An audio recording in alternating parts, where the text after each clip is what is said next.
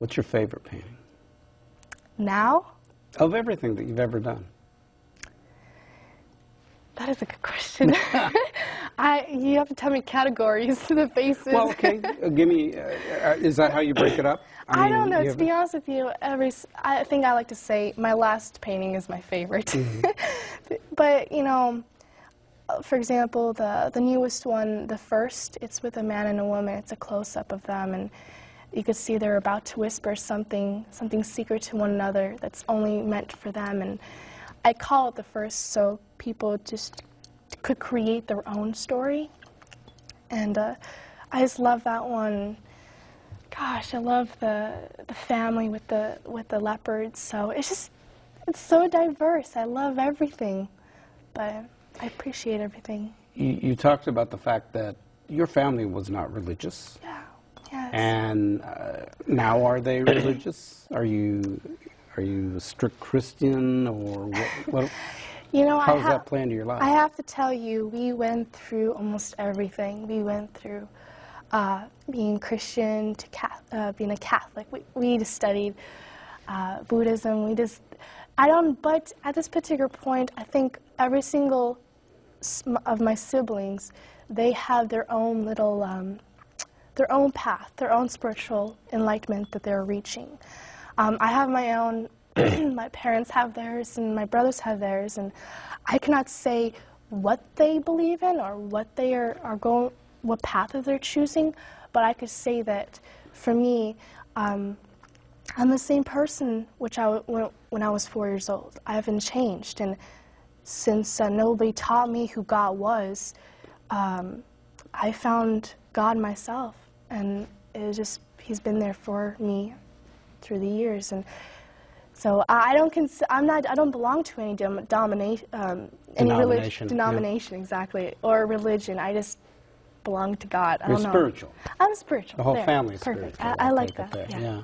But it has changed, and it had a huge impact on your family, what you have gone through, and what your life is all about now. Yeah, and it definitely, it didn't change anybody, because my whole family was so supportive, so loving, even before the transformation. They haven't changed, but it definitely brought us more closer together as a family.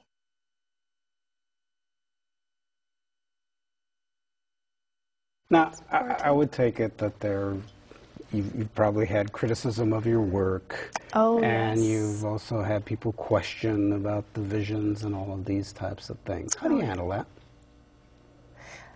I ignore them. But is it irritating? Does it annoy you? You know, in the beginning, it was very, very heartbreaking. I have to tell you, it was just when people tell me, "Oh, you paint shadows, you paint black. It's devil's work. Burn all your paintings and poetry. You're Satan's child," or something like that. That's pretty extreme. Being an 8-year-old, of course, you take it to heart. But right now, I think I'm looking at them. I'm looking at the comments, and I'm in my back of my mind, I'm thinking, you know what? It's all right. People share their own opinion, and I'm hoping that they will find a better answer to their question. I can't answer if they're complaining. I just can't. They'll probably have to find their own way. But I can accept it. It's fine, but I try to stay away from them. As I mentioned, I guess it was your first portrait of yourself sold for like $10,000. Some of your paintings have sold for double that, right, or more? Some are priced at $5 million, but whoa! But most of them are. That's more than double. Yeah, I think so. But you have to understand, a portion of my the money coming from my paintings are going to charities or fundraisers that I strongly believe in, and a portion goes to my future fund, and a portion goes to my business, and it's a group effort. It's my family and the employees. It's a group effort that brings this business to life. At 15, do you ever feel overwhelmed by all of this? Because you handle yourself like you are much older. Well, you know what? I like to surround myself who is who is really smarter than me, intelligent. But I like it though in a way because it keeps me grounded. Yes, I would love to, to go to school, but at the same time I'm looking, is after school, what am I going to do? It's so much more than that. But as my family has been there all along. So the painting, I mean, you have that. Obviously, that keeps you very busy. Do you paint every day? I do, but except Saturdays. That's your day off? Yes, I like to spend time with my friends, my and family. Are you usually working on more than one painting at a time or one at a time? I wish to. I don't think I can work on 2 or 3 because I don't think my mind works good like that. You got to focus on I one have to thing. focus because it's like raising a child. You have to put your whole mind and your whole brain just to raise that. So to me, every single painting is like a child to me. I put my heart and soul and blood and my sweat into it. So just a lot of focus. On top of that, you write poetry. Yes, I do. I actually published my second book about 3 years ago, and it's just all about my poetry from 7 to 11. But I have still like 14, 13 more poetry books to go to get to published. But now, is poetry, is that also, do you have vision for that, or is that just something that you work on daily, or you have certain themes? You know what? It just comes out of me effortlessly. You could wake me up at 2, 1 o'clock in the morning, and I still have so much to tell, so much poetry. Such as what? What type of, what's the subject matter? Name anything. Worlds, love, war, famine. There's so much things I want to share with people. And I think my poetry and my art really balances out and helps me be grounded, and it definitely is the best of both worlds. And does the poetry coincide much with what you're painting? Exactly, and actually about half of my poetry go with my paintings, and they explain them, and it's so good to have poetry and art. It's timeless. It's literally timeless, and 1,000 years from now, art will still be so valuable, and also poetry, because it's an art itself too. Is it an outlet from the painting? Like, what do you mean by that? Well, I guess, after you've been painting all day long and you're kind of focused on that, it's almost like taking a walk. You get yourself to have a breather. You know what? Actually, to be honest with you, after I paint for 5 hours, and it'll take me about like 5 minutes to do like 2-3 pages of poetry. So it is kind of a breather, little rest, but it feels so good that I do both of them.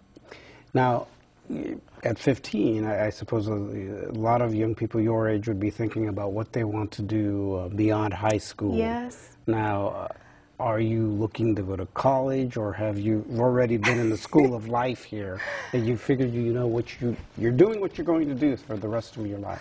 I think it's a mixture of everything. I think I know what I'm going to do for the rest of my life, but at the same time, I have this idea of teaching children and teaching, young adults and even adults. And I have this idea where I have this whole school in mind, where it's a school of arts, where it's music, cooking, dancing, singing, art, sculpting, is everything. I want to teach children to be not afraid of making mistakes and really learn from them, and just to be open, no more strict rules, and it has to be coming from the heart, really, not from the brain. And that's what I really want to do in 20, 15 years. Do you see yourself staying in Coeur d'Alene, Idaho doing this, or do you want to move someplace else? I think I'll be, I love traveling, I have to tell you. I love traveling, and I don't think I could have a permanent home, to be honest with you. I always get bored. I love to move and to travel, so anywhere in the world is just my dream.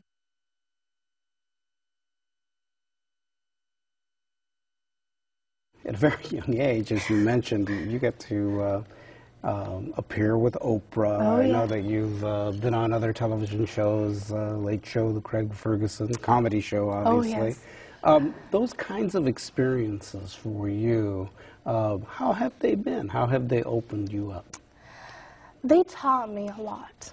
They taught me what's really out there and what people really appreciate in life. And you know, for example, like Craig Ferguson, he's just an amazing, funny guy, and just being with him really opened my eyes to, you know, just to comedy, to art. It's just every little TV show or radio show or even magazine that I've been on, it teaches me different aspects, different you know, learning abilities.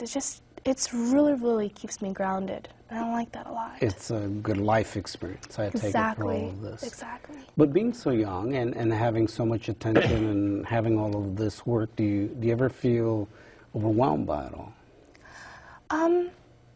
You know, at times, well, everybody has those moments, but I have to tell you, it's not too much. It's just enough for me to be happy that I'm sharing it with the world. It's just enough. It's not, you know, every day paparazzis are around me. It's not like that.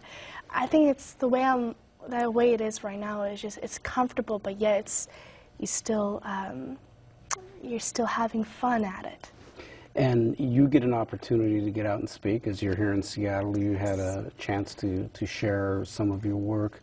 When you talk to folks about yourself, what do you say? How do I introduce myself? Well, I'm just wondering, you know, is it really the presentation about your artwork, or what do you want to, I guess, share with people about your experiences? I think it's more about the message that I really want to share to people. It's more about there's so much negativity that's in the media. There's so much, you know, teenagers that go into public school and they're just so. It's hard for them. To be honest with you, I feel for them, and I want to create this environment where they are free in a way where they could express themselves, but with the art ability, with their talents. I want to inspire them to bring their utmost potential. And just when I meet people from all over the world, especially young adults, when they come to me and they say thank you for being an inspiration, that itself, to me, is just, the feeling is just unbelievable.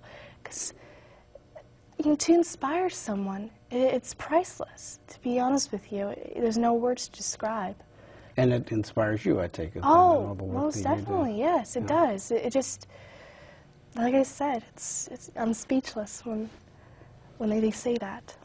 Your relationship with your parents, talk about that a bit. I would imagine that for you to be able to continue to do all this, as you talked about your mother, you know, kind of understanding and then believing in you. Oh, yeah. Is that the key to your success?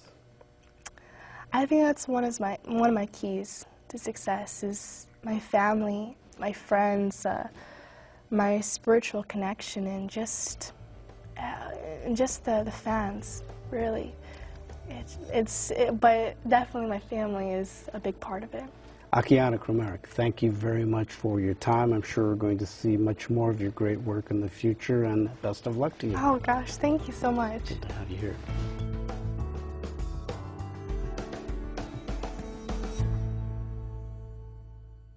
Local production and broadcast of Conversations at KCTS 9 is made possible in part by KCTS 9 members and by a major grant from the Floyd and Dolores Jones Foundation and by viewers like you.